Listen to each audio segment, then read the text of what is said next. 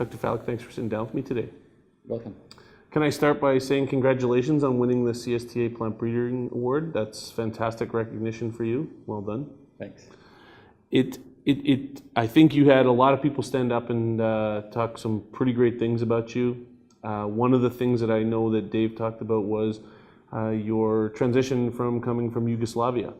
I'm going to start off by asking you, what's something maybe that you miss of your home country of Yugoslavia, and what's something that you love about now being in Canada? That's a fair question, and Dave Harwood did mention that. It's really like anyone else, growing up somewhere, until the age of 27. What you miss most is really your friends and family and social interactions. And that's really the bottom line, in our lives at the end of the day. So that's that part. And then on the other hand, Canada is a country that welcomes immigrants and then provides equal opportunity for all of them. And it's up to people to take advantage of that and become active members of society and try to contribute as much as they can. And I'm delighted that I managed to contribute officially as of today. Mm-hmm, yeah. and make an impact on agriculture in Canada. I think you described it today as an official stamp on work that has been done. Yes, I mean, you do the work and it's done, but coming from the expert organization, that's the end of it. It's awesome, great. Yeah. You have been involved in extensive canola breeding efforts, involved in some significant breakthroughs for canola. What variety would you say you're most proud of or most excited about? If I was to select one, that would be Sclerotinia resistant hybrid 45S51. S stands for Sclerotinia. Mm-hmm. Before I explain why, I'll just say that breeding is a team effort, and individuals kind of make a difference within that team. And I'll acknowledge that the trait or the hybrid would not exist without my work. But at the end of the day, you really need a lot of support to make it happen. Why it matters, this is disease that's sprayed with fungicides and crop is susceptible. So we can imagine prairies and airplanes flying over your head. It's pretty devastating effect and in terms of yield losses, but also pollution, human health and everything else. It was considered to be mission impossible, but I was able to come through with solution after 15 years of research. And that was really very uncertain, high input, high stakes, never been done before.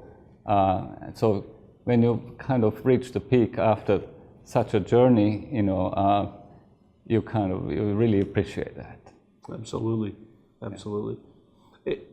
And a journey is a good way to describe it, right? It is journey because there are no certainties. When something hasn't been done before, you invest your research and time, and you look to see the signs along the road if you're making any progress, and you kind of make corrections, and change your approach and everything else. But again, no guarantees. And that moment where you realize you are on the right path and it will happen is a single moment when in the field, it's like eureka moment. All the work and investment and everything and all the passion, comes through in that moment. So. Absolutely. And speaking of journeys, you were also heavily involved in clubroot resistance. Can you talk to me a little bit about some of the challenges in working with clubroot, and then maybe the biggest surprise you had out of the final result? Yeah, that's another one, very important disease that came along and we tackled it. When you are on the road for the very first time trying to resolve an issue that prevents farmers from growing canola on their farm, there is, obviously you go worldwide and look for germplasm, a source of trait resistance, to clubroot. So we went and found it in winter canola in Europe, and did a lot of testing. And for the very first time with the University of Alberta and Dr. Sriven Strelkov, we did field testing. And you kind of go through a process where you have to cross all the T's and dot all the I's.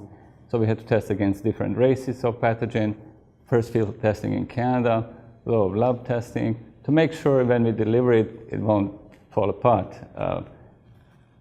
Biggest surprise, was not the fact that we achieved resistance, but the fact that it was delivered in agronomically superior background, beating all other kind of hybrids in terms of level of agronomic performance.